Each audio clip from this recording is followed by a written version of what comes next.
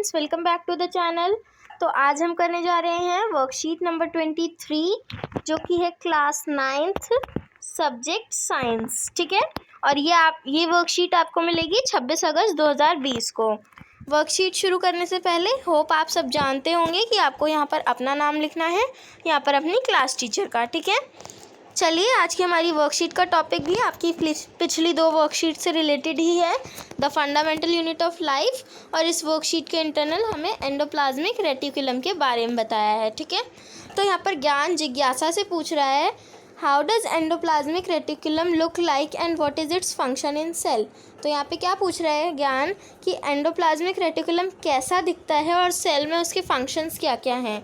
तो जिज्ञासा बताते हैं यहाँ पर, एंडोप्लाज्मिक रेटिकुलम और ER is a large network of membrane. ये मेम्ब्रेन का लार्ज नेटवर्क है, bound tubes and sheets which look like long tubes और ऑब्लोंग बैग्स कॉल्ड विसल्स। ठीक है, तो मेनली ER जो है एक लार्ज नेटवर्क है। जैसे कि आप एक एग्जांपल ले लीजिए, मान लीजिए ये बस है, ये लोगों को एक जगह से दूसरी जगह पर पहुंचाती है।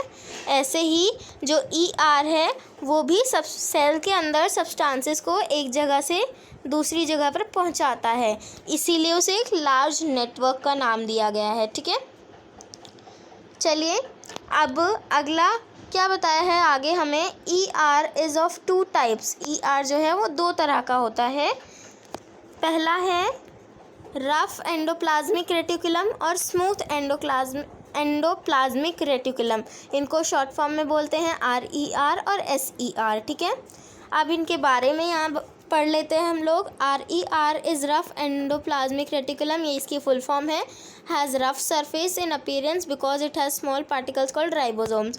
इसके पास जो है रफ सरफेस होता है, और वो रफ सरफेस क्यों होता है, क्योंकि इसके पास क्या होते हैं, राइबोसोम्स होते हैं, और राइबोसोम्स की वजह से ये होता है, ये थोड़ा सा रफ होता है। ठीक है, ribosomes are the manufacturing site of protein in a cell. Ribosomes एक मैन्युफैक्चरिंग साइट की तरह काम करते हैं, और वो किस चीज़ की मैन्युफैक्चरिंग करते हैं, प्रोटीन की सेल के अंदर। ठीक है, RER membrane is connected with the outer nuclear membrane.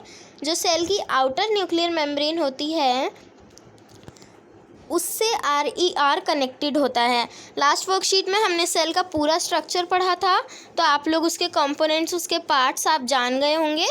तो अगर आपको वो नहीं पता तो आप जाके हमारी पिछली वीडियो देख सकते हैं। ठीक है, तो मैं आपको बता रही थी कि जो RER है वो न्यूक्लियर मेम्ब्रेन से कनेक्टेड होता है।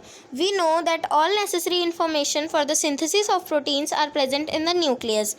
जो नेसेसरी यानी कि ज़रूरी इन्फॉर्मेशंस होती हैं प्रोटीन के सिंथेसिस के लिए, वो सब न्यूक्लियस में होती हैं, DNA में। ठीक है, whenever any type of protein is required by the cell, अगर सेल को किसी भी प्रोटीन की ज़रूरत होती है, वो सब information, these informations are carried out by RNA to ribosomes which manufactured the required protein. यानी कि जब सेल को किसी भी प्रोटीन की ज़रूरत होती है, वो इन्फॉर्मेशन RNA के पास जाती है, राइबोसोम जो है फिर उस प्रोटीन को मैन्युफैक्चर करता है, यानी कि उसे बनाता है on the basis of such information के बेस पे ऑफ द सेल। ठीक है, these proteins are send to various places in the cell by RER की वजह से ये जो प्रोटीन्स हैं वो सेल में अलग अलग जगह पर पहुंचाए जाते हैं। अगर आप ये समझ रहे हो तो आपको ऐसा लग रहा होगा कि जैसे यहाँ पर कोई सामान बन रहा है और वो दूसरे लोगों तक बेचा जा रहा है। तो ये कुछ उसी तरह का स्ट्रक्चर है, जैसे कि मान लीजिए एक फैक्ट्री सामान बनाती है, फिर उसको जाकर बड़े बड़े दुकानों पर बेचती है, वो बड़ी दुकान वाले छोटी दुकानों पर बेचते हैं, फिर वो लोगों तक आती है। ठीक है, और यहाँ पे भी कुछ इसी तरह का है। सेल को जो भी चाहिए होता है उसकी इन्फॉर्मेशन RNA के पास जाती है, RNA सेल की सारी इन्फॉर्मेशन राइबोसोम को देता है, राइबोसोम जो है उस सेल को मैन्युफैक्चर करती है यानी कि बनाती है, और फिर उसे जो है सेल तक RER की हेल्प से सेल तक पहुंचाती है और सेल के बाकी पार्ट्स तक पहुंचाती है। ठीक है, चलिए स्मूथ एंडोप्लाज्मिक रेटिकुलम बता रही है अब जिज्ञासा। Smooth endoplasmic reticulum SER membrane doesn't have ribosome on it so it seem smooth in appearance. ये जो SER है इसके पास राइबोसोम्स नहीं होते, जिसकी वजह से ये स्मूथ होता है। SER produces fats and lipid molecules that are important for cell function. SER जो है फैट्स और लिपिड जो है प्रोड्यूस करता है, जो कि सेल के लिए काफ़ी इंपॉर्टेंट है। Some protein and lipid molecules help in building the cell membrane during cell division. Cell division के टाइम पर ये जो प्रोटीन्स और लिपिड हैं ये सेल को हेल्प करती हैं सेल को बने रखने के लिए, यानी कि सेल मेम्ब्रेन बनाने के लिए, ठीक है। और इस प्रोसेस को क्या कहते हैं? मेम्ब्रेन बायोजेनेसिस, ठीक है। क्या कहते हैं इसे हम? Membrane biogenesis. The production of membranes is driven by the endoplasmic reticulum. जो मेम्ब्रेन की प्रोडक्शन होती है वो एंडोप्लाज्मिक रेटिकुलम की वजह से ही होती है, यानी कि इसकी जिम्मेदारी एंडोप्लाज्मिक रेटिकुलम के पास ही होती है। अब यहाँ पर कुछ और पॉइंट्स दिए हैं। ER also provides surface for certain biochemical activities in the cell। Endoplasmic reticulum जो है वो बायोकेमिकल एक्टिविटीज़ के लिए भी सरफेस देता है। In the liver cell of vertebrates animal having backbone in the liver cell of vertebrates animal having backbone, SER plays a crucial role in detoxifying many poisons and drugs। ये SER यानी कि smooth endoplasmic reticulum जो है बहुत ही important role निभाता है। किस लिए? जो सेल के अंदर या बॉडी के अंदर जो पॉइजन और ड्रग्स होते हैं इन सबको हटाने के लिए या फिर इनका असर कम करने के लिए, ठीक है, ये उनको डिटॉक्सीफाई करने के लिए। अगला पॉइंट है endoplasmic reticulum also serves as channels for the transport of material between various region of the cytoplasm और between the cytoplasm and the nucleus. Endoplasmic reticulum जो है एक ट्रांसपोर्ट की तरह भी काम करता है। जैसे एक ट्रांसपोर्ट में हम लोग सामान भरकर एक जगह से दूसरी जगह पहुंचाते हैं, ऐसे ही जो एंडोप्लाज्मिक रेटिकुलम है वो भी अपने अंदर सब कुछ इकट्ठा कर वेरियस रीजन्स में पहुंचाता है, सेल के अलग अलग पार्ट्स में पहुंचाता है। अगला पॉइंट है ER forms a network system in the cell.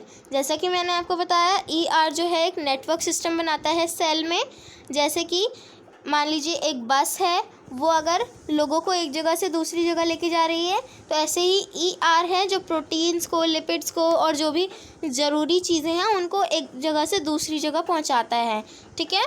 चलिए अब यहाँ पर हमें कुछ क्वेश्चंस दिए हुए हैं। पहला क्वेश्चन है हमारा, name and differentiate between two types of endoplasmic reticulum. यहाँ पे two types of endoplasmic reticulum हमने पढ़े थे।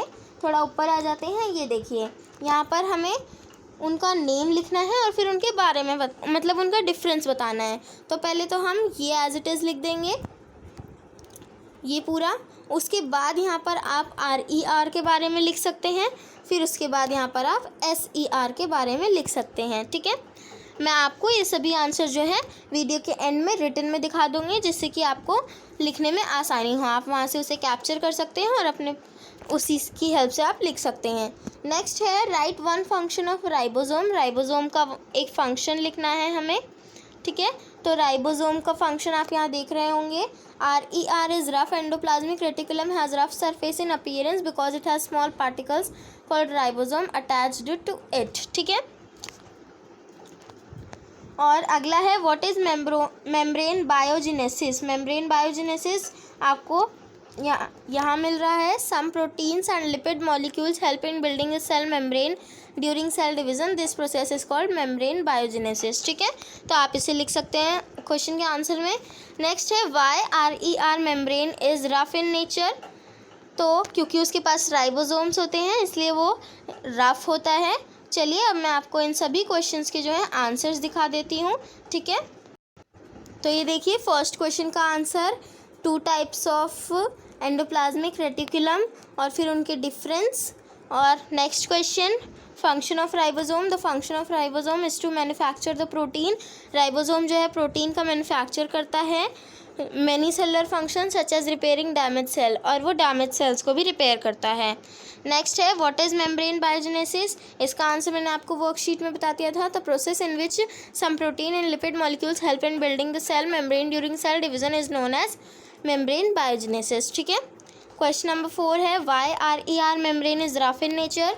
तो because RER membrane has small particles called ribosomes attached to it, that's why its surface is appeared rough in nature। ठीक है, एक नज़र फिर से हम अपनी वर्कशीट पर डाल लेते हैं।